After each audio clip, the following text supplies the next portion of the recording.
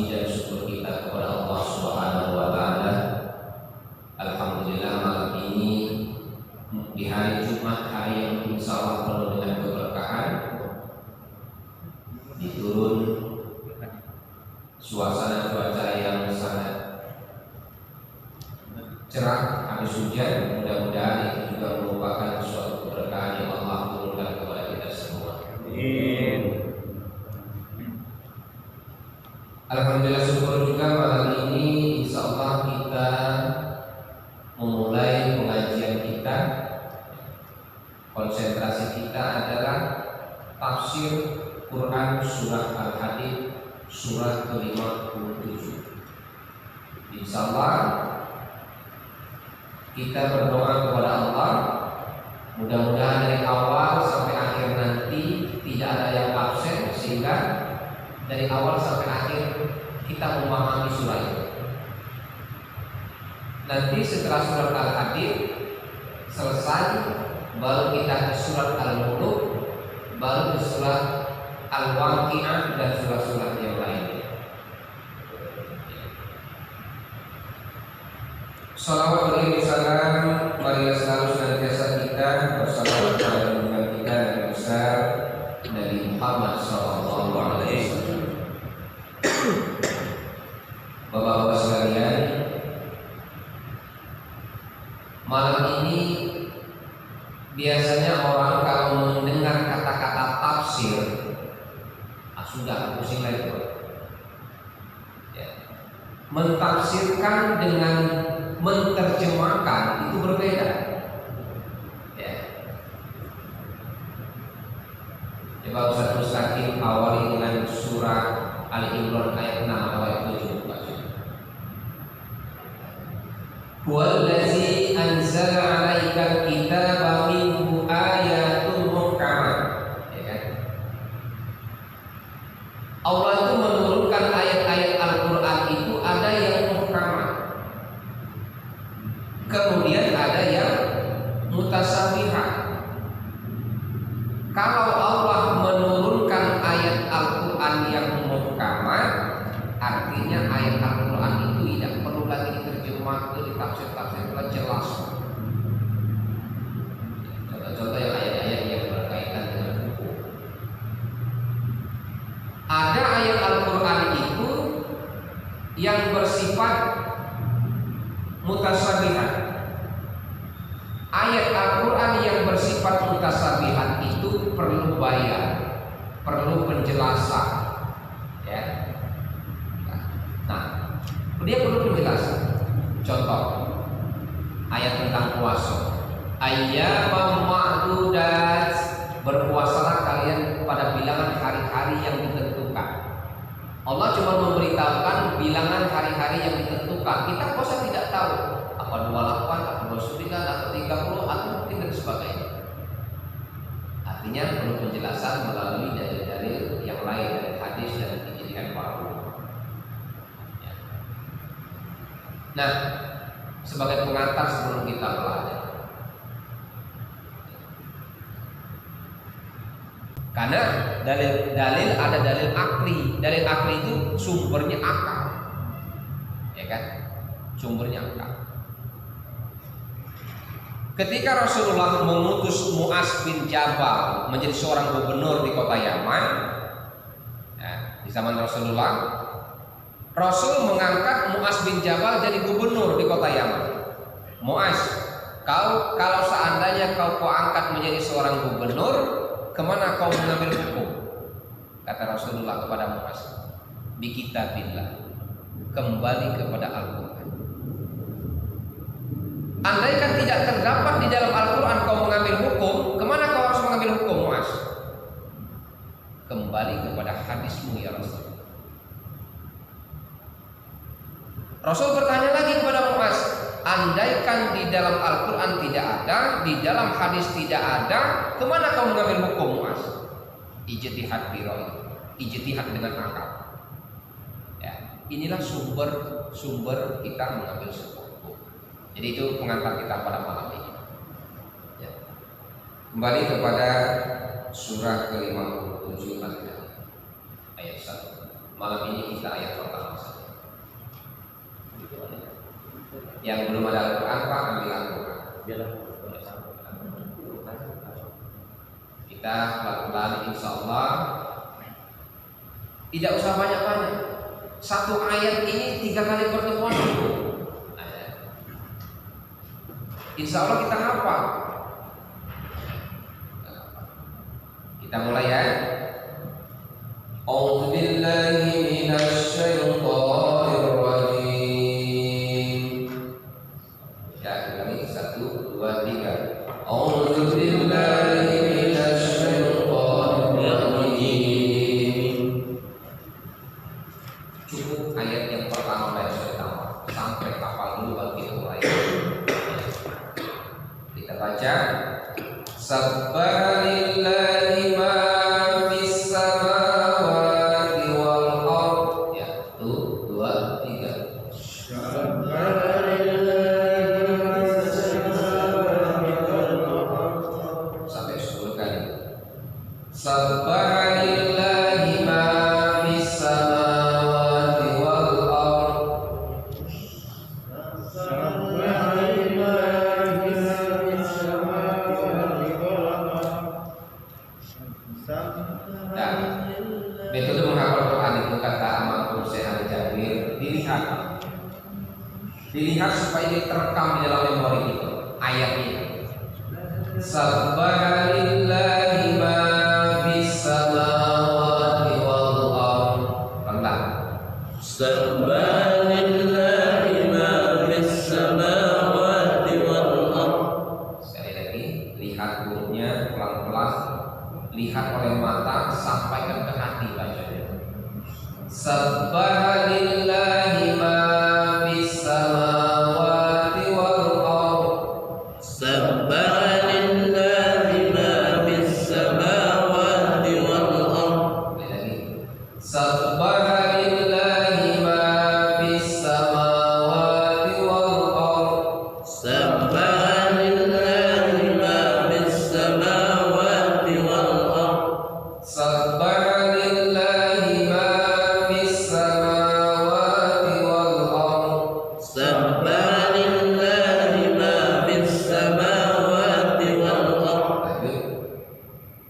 Wa huwal azizul hakim. Wa huwal azizul hakim. Wa huwal azizul hakim. Wa huwal azizul hakim. Ulang, langsung nyambung. Sabbaha lillahi ma fis samawati wal ardh. Sabbaha lillahi ma fis samawati wal ardh. Sabbaha lillahi ma fis samawati wal ardh. Sabbaha lillahi ma fis samawati wal ardh. Wa huwal azizul hakim. Wa huwal azizul hakim. Bareng-bareng sampai 3 kali. Ketiga kali tutup Al-Qur'annya. 1 2 3. Sabbaha lillahi ma fis samawati wal ardh. Wa huwal azizul hakim. Ayat. Jadi membaca itu sampaikan masuk ke dalam. Sabbaha lillahi ma fis samawati wal ardh wa huwal azizul hakim. 1 2 3. Sabbaha lillahi ma fis samawati wal ardh. Wa huwal azizul hakim. 1 kali lagi. 1 2 3. Sabbaha lillahi ma fis samawati wal ardh. Wa huwal azizul hakim.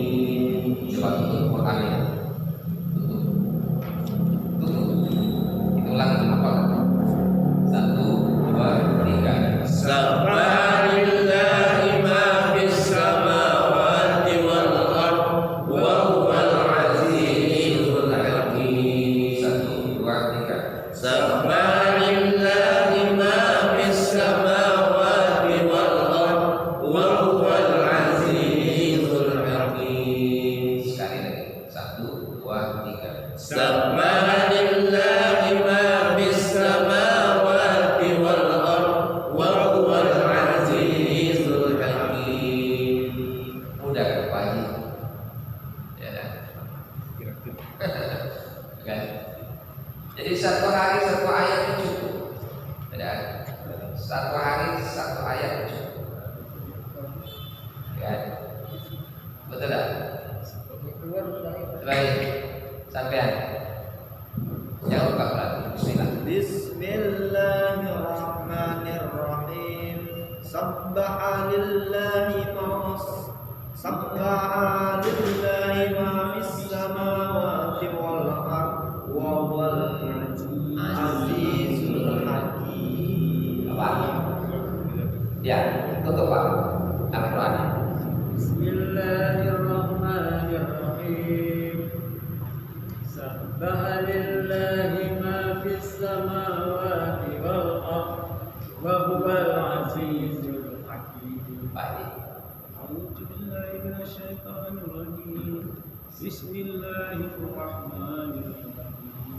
Sabbaha lillahi ma fis samawati wal ardh wa huwal azizul hakim. Ya, selesai. Sabbaha lillahi ma fis samawati wal ardh wa huwal azizul hakim. Bismillahirrahmanirrahim. Sabbaha lillahi alladzi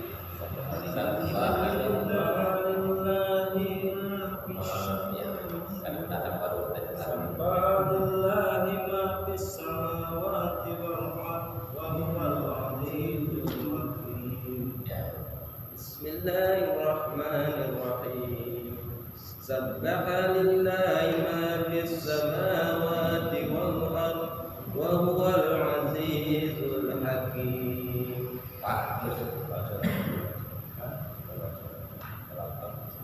belum apa baca ya?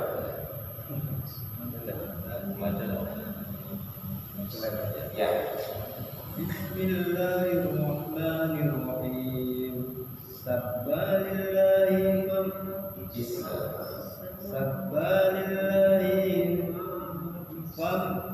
Sabbaha lillahi ma fis samawati wal ardh wa huwal azizul hakim. Ya. Sabbaha lillahi ma fis samawati wal ardh. Sin berkira sin cakap tiga bawah tapi tidak berdiri tiga ya. Tipis maksudnya. Sabbaha lillahi ma fis samawati wal ardh. Apa yang ada di langit dan di bumi itu bertasbih kepada Allah Subhanahu wa taala. Nah, setiap ayat Al-Qur'an diawali dengan kalimat tasbih, ayat tasbih. Setiap ayat Al-Qur'an diawali dengan kalimat tasbih, pasti Allah menceritakan kejadian yang luar biasa di dalam ayat itu. Contoh ayat-ayat tasbih. Sabbaha lillahi ma fis samawati wal ardh. Subhanallazi asra bi 'abdihi lailan minal masjidil haram. Itu kejadian yang luar biasa. Tabarakallazi biyadihi, surat Al-Mulk. Itu ayat-ayat tasbih. Jadi setiap ayat Al-Qur'an atau setiap surah yang diawali dengan kalimat tasbih, pasti Allah itu menceritakan kejadian yang sangat luar biasa. Makanya diawali dengan Maha Suci Allah. Ya, diawali dengan Maha Suci Allah. Maha Suci Allah.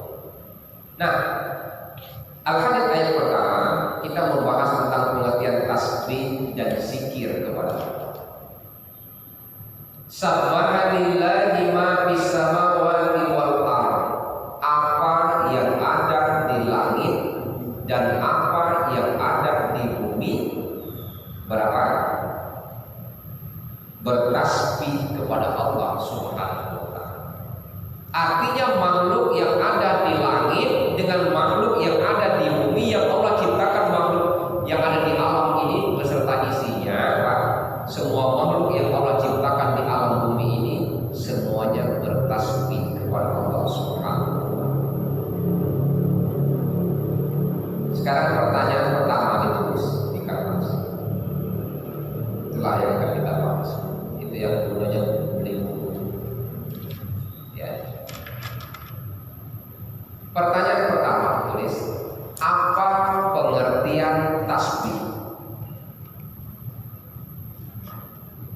Apa pengertian tasbih?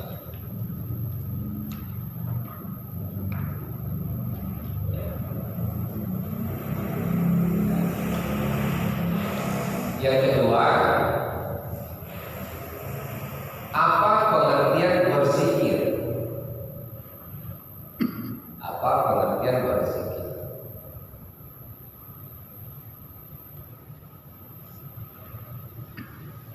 Yang ketiga,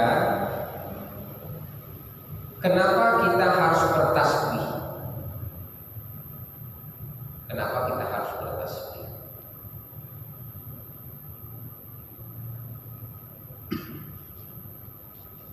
Yang keempat, kenapa kita harus berzikir?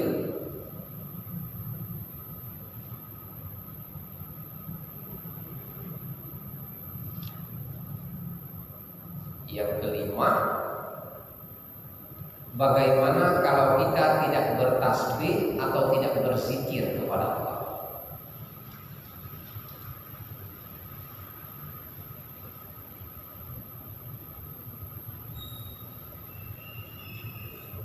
Yang keenam, ya. Yang keenam, apa tujuan kita bertasbih dan berzikir? Apa tujuan kita bertasbih dan berzikir kepada Allah Subhanahu wa taala? 7.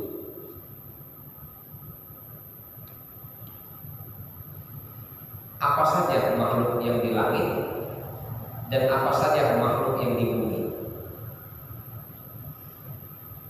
Apa saja makhluk yang di langit dan apa makhluk yang di bumi?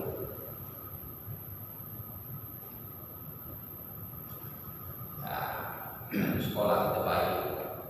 8. Bagaimana bentuk berzikir makhluk di langit dan bagaimana bentuk berzikir atau bertasbih makhluk yang ada di bumi? Bentuk atau caranya?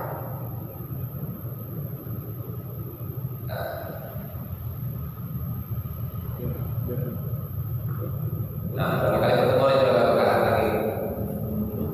8.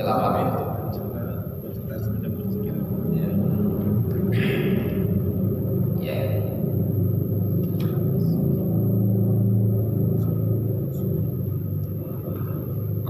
Berapa kali pertemuan itu kira-kira 1 ayat?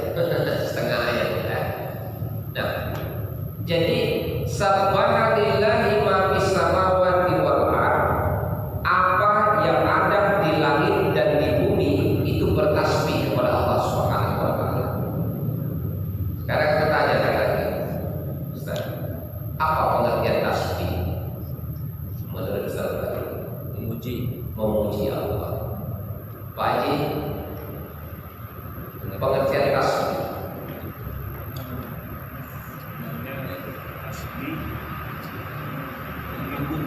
Mengagungkan. Nih, Bebas. Mengingat. Oke. Dan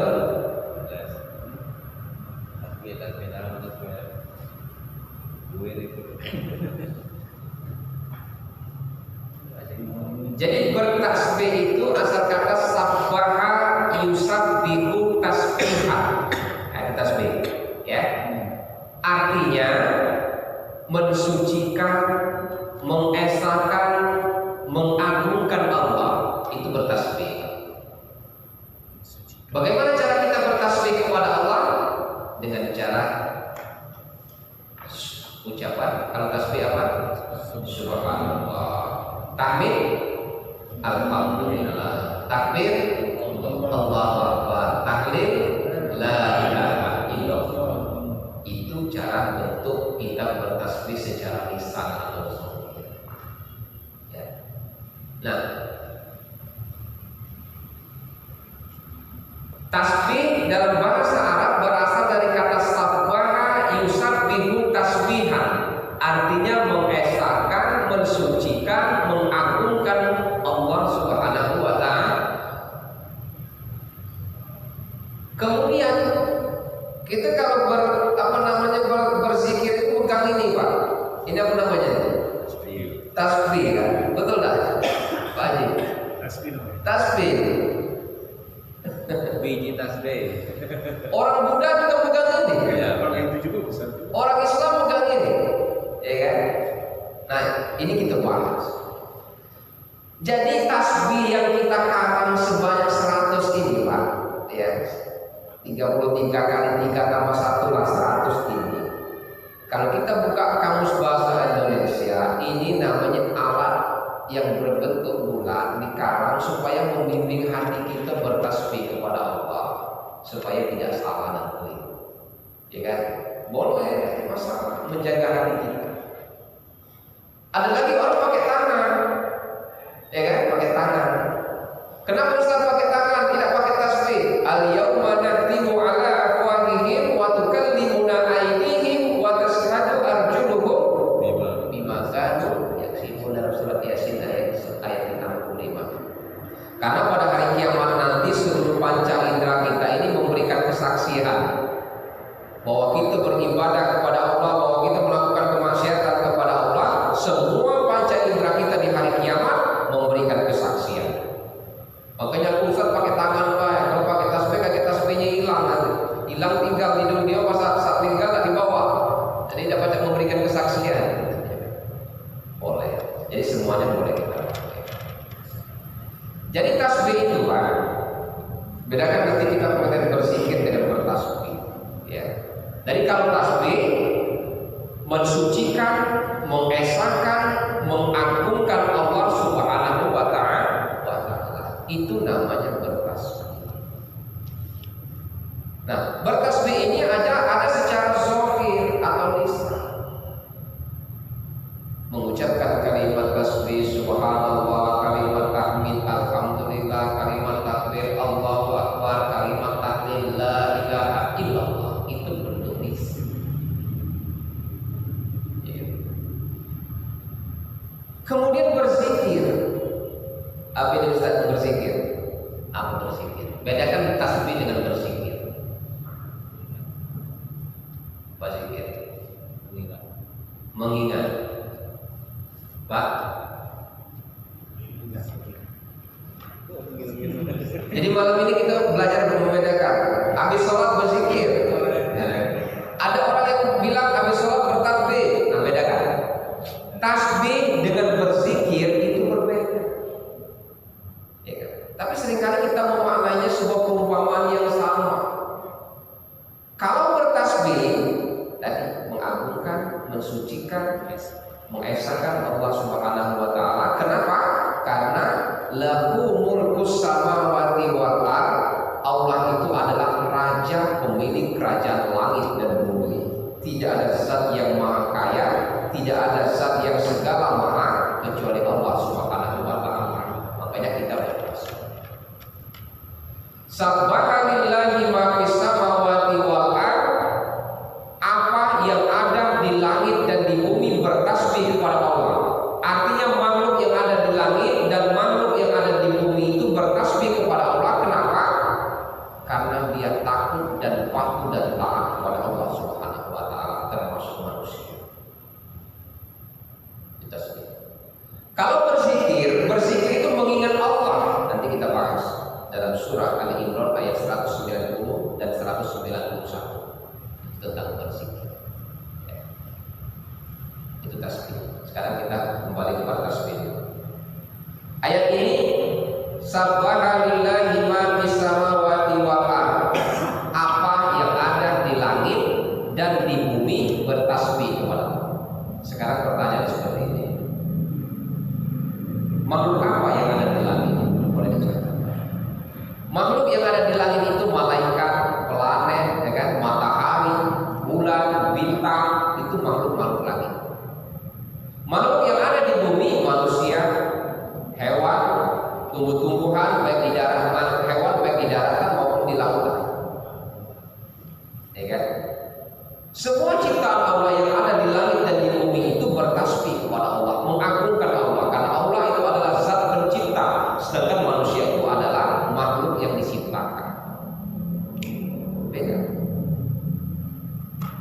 Kita ulangi. Makhluk di langit seperti malaikat, planet, ya kan? Matahari, bulan, bintang dan semuanya itu adalah makhluk-makhluk langit.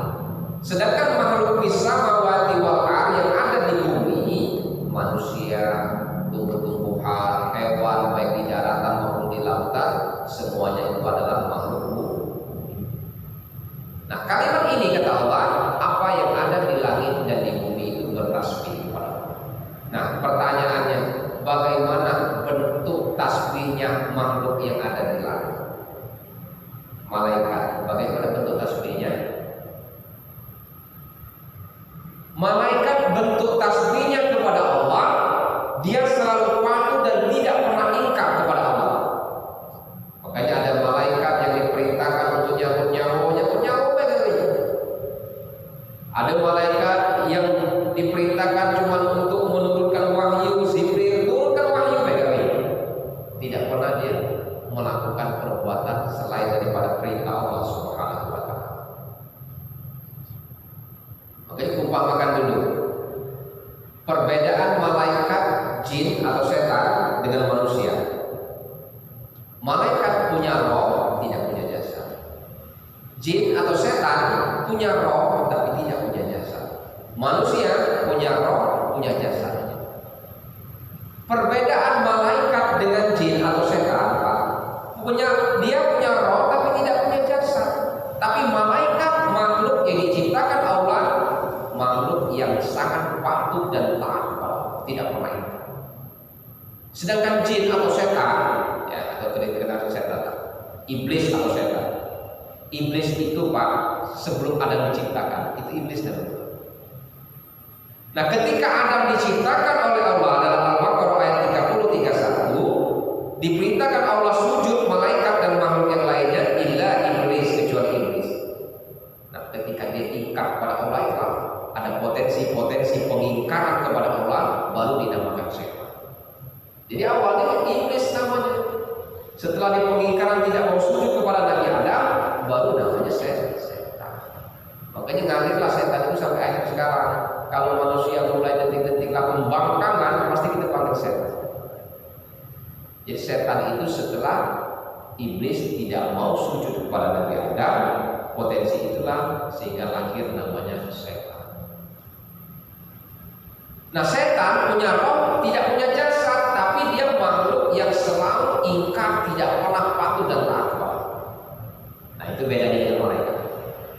Tapi manusia punya roh, punya jasad, ya kan? Makanya manusia kadang baik, kadang buruk, kadang jadi malaikat, kadang jadi iblis, jadi setan. Nah, itu.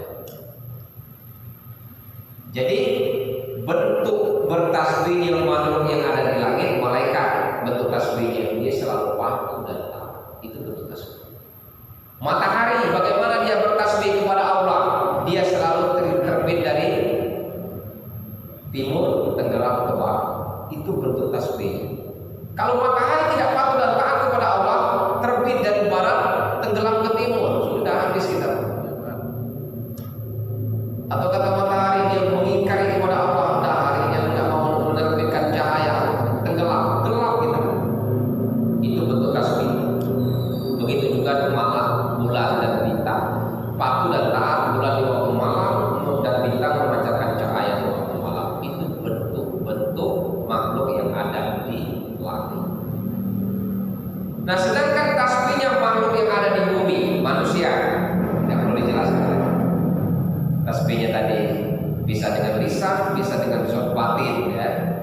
Yang lisannya tadi takbir, alhamdulillah, takbir, Allahu akbar, kemudian bertasbih subhanallah, takbir la ilaha illallah, itu bentuk manusia yang ada di bumi. Nah, tasbihnya tumbuh-tumbuhan. Tumbuh-tumbuhan itu makhluk Allah. Dia pun patuh dan taat kepada Allah, bertasbih kepada Allah. Tumbuh-tumbuhan. Contoh tumbuh-tumbuhan bertasbih, sayuran. Seperti numbuh lagi daun yang baru. Itu bentuk kepatuhan dan tasbih kepada Allah. Ikan di lautan dan di kolam. Di waktu pagi seringkali seiring dengan matahari muncul, dia ibarat kita itu mengapa? itu berzikir dan bertasbih kepada Allah. Selalu dia beranak, bertelur, berkembang biak. Itu bentuk zikirnya kepada Allah dan tasbihnya kepada Allah. Itu hewan. Buah-buahan bagaimana bentuk dia bertasbih kepada Allah, selalu memunculkan kembang dan berbuah. Itu bentuk tasbih atau zikirnya kepada Allah. Nah, kembali kepada manusia. Laqad khalaqnal insana, apa kata ini? Fi ahsani taqwim. Sungguh manusia itu diciptakan oleh Allah dalam bentuk yang paling sempurna. Kenapa manusia itu bentuk yang paling sempurna? Sekarang kita ambil makhluk di langit diciptakan oleh Allah untuk siapa? Manusia. Makhluk yang lain, ikan di daratan maupun di kolam atau binatang yang ada di darat dan di lautan, sayur-sayuran dan tumbuh-tumbuhan diciptakan untuk siapa? Untuk Allah, untuk manusia. Jadi semua yang diciptakan ini adalah untuk manusia. Itu bentuk tasbihnya. Sampai sini yang ditanyakan.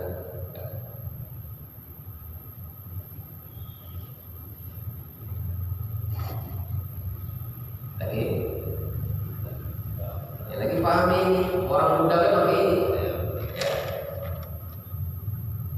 Itu tasbih. Bingung mas?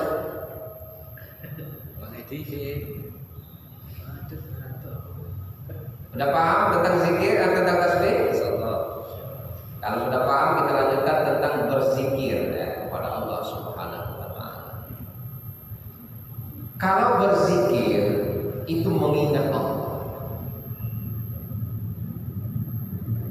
Coba baca surah 190 dan 91 kali Al-Quran sekali.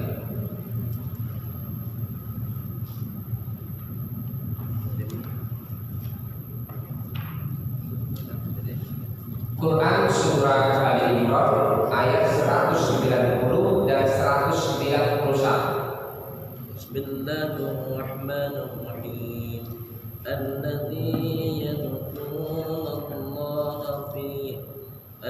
Alladzina yadhkuruna Allah qiyaman wa qu'udan wa 'ala junubihim wa yatafakkaruna fi khalqis samawati wal ardh. Rabbana ma khalaqta hadza batila subhanaka faqina 'adzaban nar. Nah, coba Bapak yang baca terjemahannya Pak. Ketemu? 190 dan 191 yang dibacakan lagi. 191. Apa terjemahannya? Terjemahannya Pak. Sesungguhnya Allah ciptakan sesungguhnya Itu ayat 190 yang dibaca dari 191. yaitu orang-orang Bisa? Coba Ustaz lagi baca terjemahannya tadi yang dibaca. 91 atau 90 kan? 191 Pak. Ya, benar. Yang mengingat Allah. Coba baca Pak. Yaitu orang-orang yang mengingat Allah sambil berdiri, duduk atau dalam keadaan berbaring, dan mereka memikirkan tentang penciptaan langit dan bumi seraya berkata, ya Tuhan kami, tidaklah Engkau menciptakan semua ini sia-sia. Maha suci Engkau, lindungilah kami dari azab neraka. Ya. Allazina yazkuruna Allaha qiyaman wa qu'udan wa 'ala junubihim. Apa ayat selanjutnya kan? Wa yatafakkarun Wa yatafakkaru fi khalqis samawati wal ardh. wa yatafakkaru fi khalqis samawati wal ardh. Rabbana ma khalaqta hadza batila. Rabbana ma khalaqta hadza batila subhanaka faqina azaban. Allazina yazkuruna Allaha qiyaman wa qu'udan wa 'ala junubihim. Dan orang-orang yang selalu mengingat Allah ketika dia sedang tegak qiyam, ketika dia sedang duduk, atau ketika mereka sedang berbaring atau tidur sekalipun, ya kan? Itu mengingat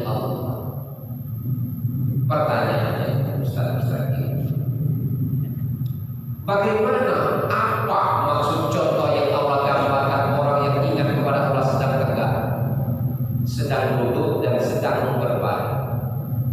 Coba sekarang katakan. Maksudnya selalu mengingat, selalu berzikir walaupun lagi tegak, lagi beraktivitas, lagi duduk, dan juga lagi ngeling-ngeling. Ingat kepada Allah. Itu. Yang lain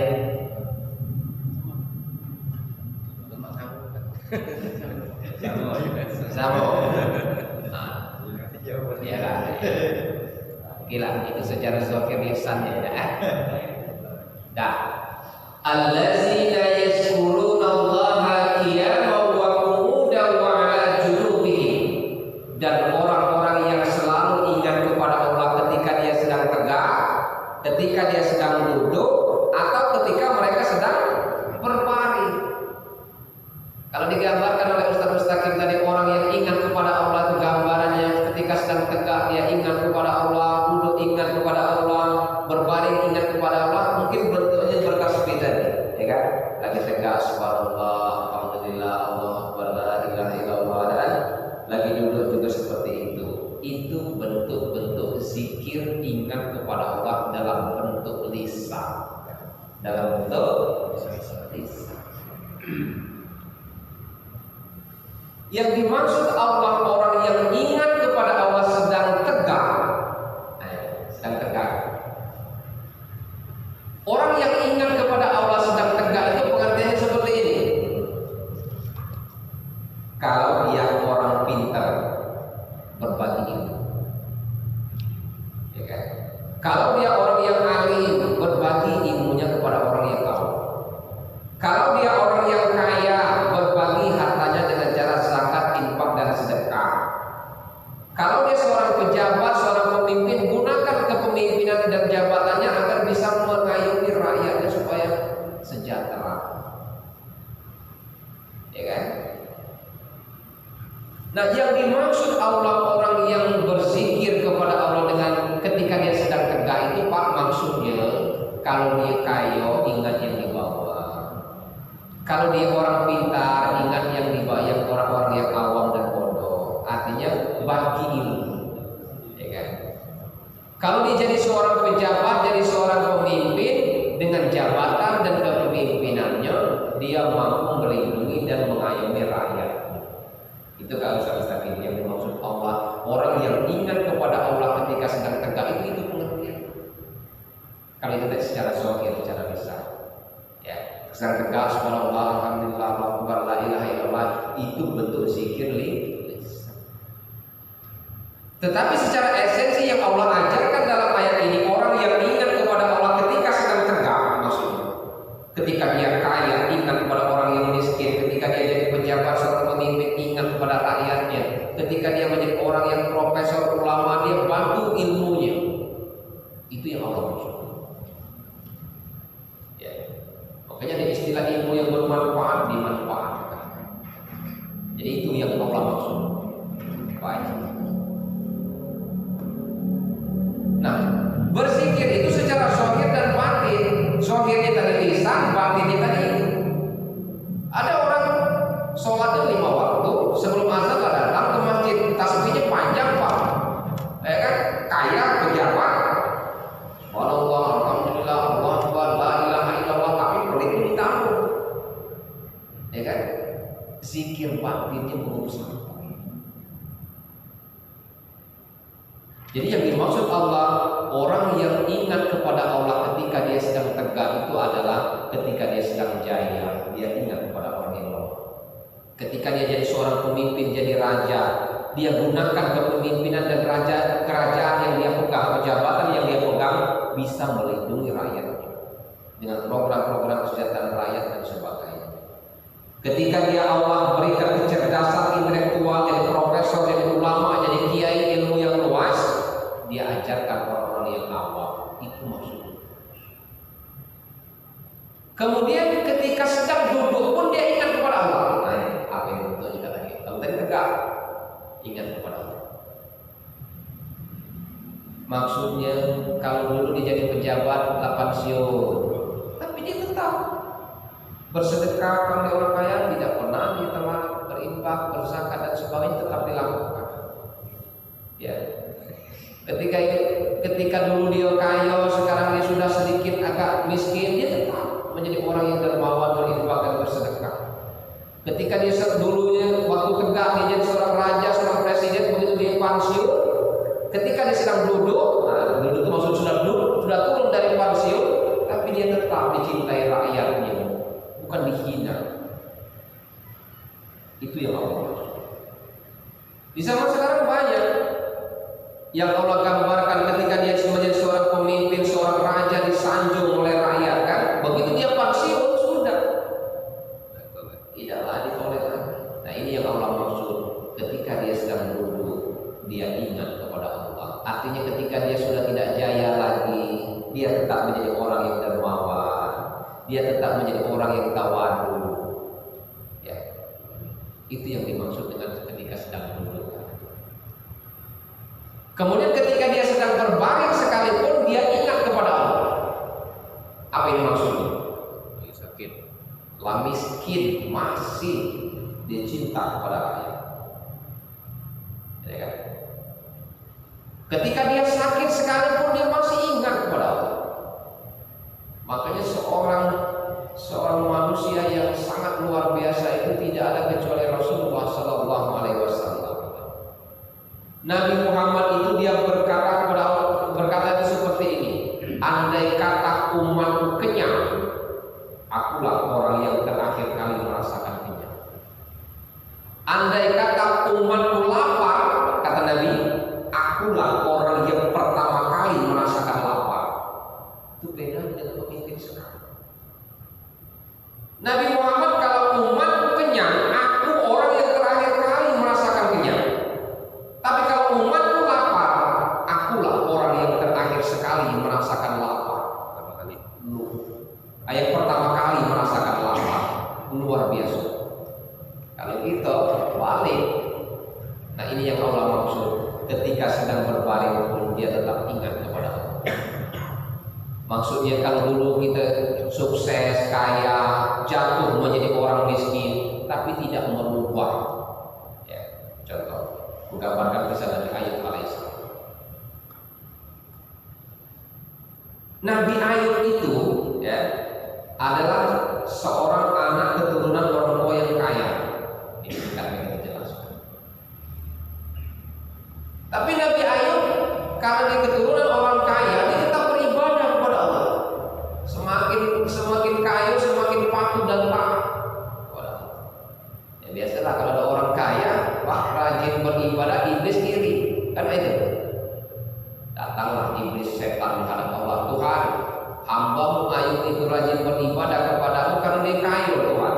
Nah, ini kan, karena dia kaya.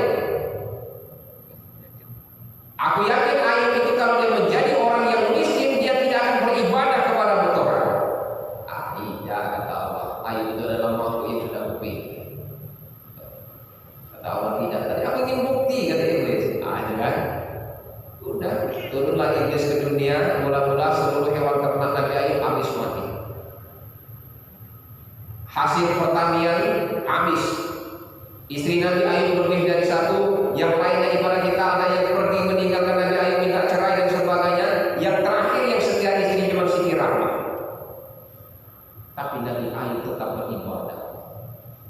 Hewan ternak habis, pertanian habis, istri meninggalkan, anak Nabi Ayub semuanya meninggal, baik. Tapi Nabi Ayub tetap rajin beribadah. Nah, iblis tadi setan tambah kesel, ya kan? Seluruhnya habis, masih tetap beribadah. Ketika Nabi Ayub sedang sujud dan rukuk, ditiuplah oleh iblis. Sehingga singkat cerita Nabi Ayub dalam sejarah Islam seorang makhluk manusia Nabi ya ketika ditiup oleh iblis bengkak badannya seperti bangkai dimakan oleh ular. Atas kekuasaan Allah Nabi Ayub ini bangkai yang bernyawa, seluruh badannya dimakan oleh ular seperti belakangnya. Tapi Nabi Ayub tetap beribadah kepada Allah.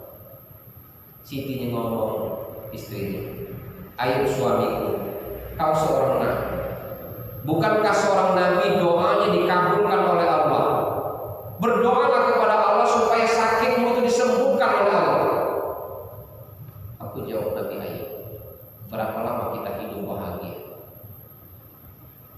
Berapa lama saya sakit? Ya.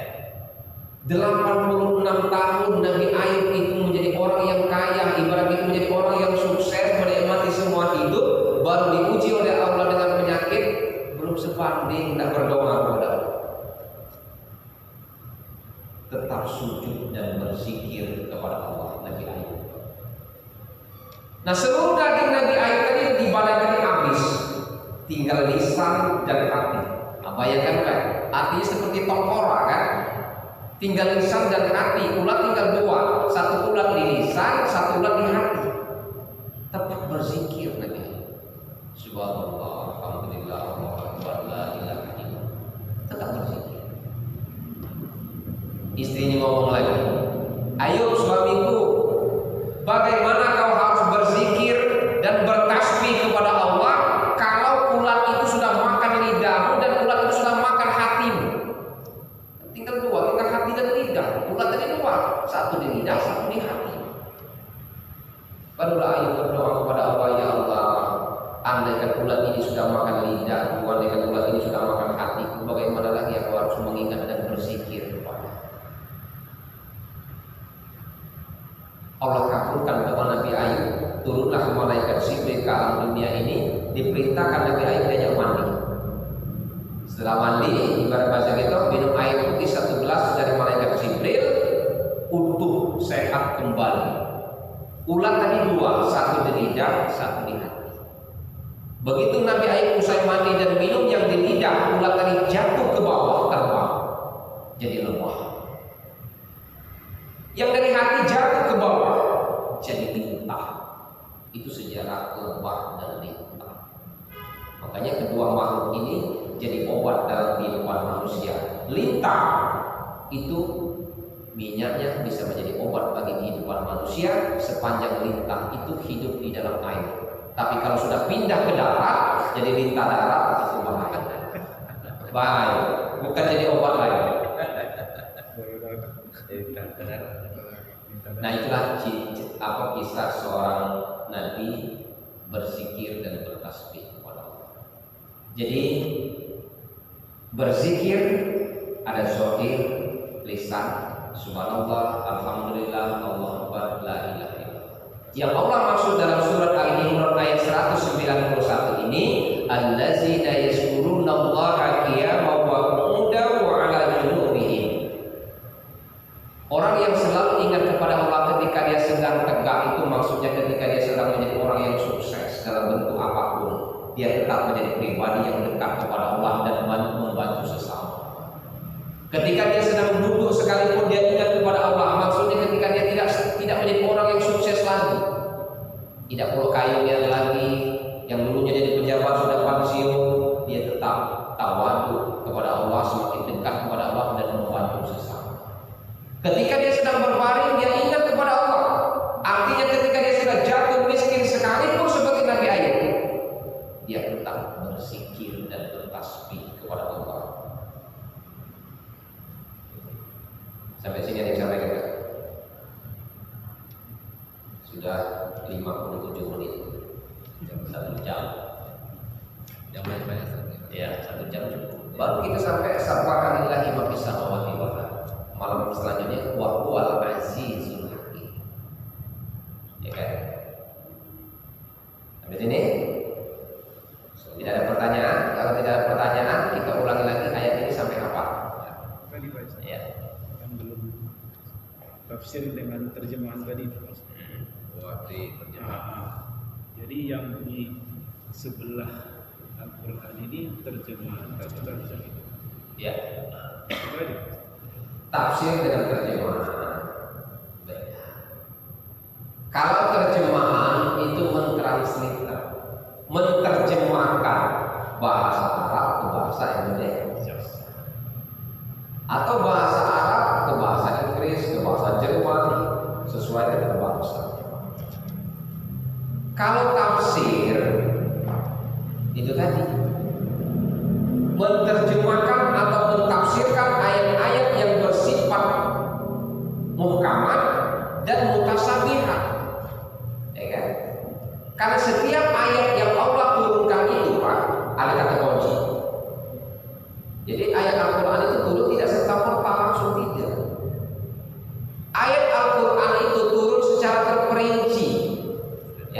secara terperinci, tidak langsung 30 juz satu-satu sesuai keadaan.